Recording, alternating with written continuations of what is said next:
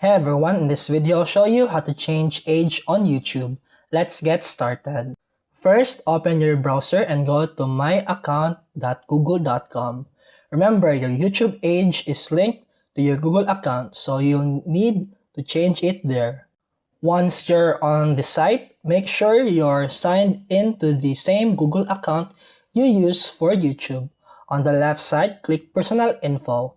Then scroll down until you find the section labeled Basic Info. Here, you'll see your birthday and gender information. Click on your birthday and select the correct date, month, and year. After that, click Save to update your information. This automatically updates your age across all Google services, including YouTube. Now, go back to youtube.com, refresh the page, and your account will recognize your update age.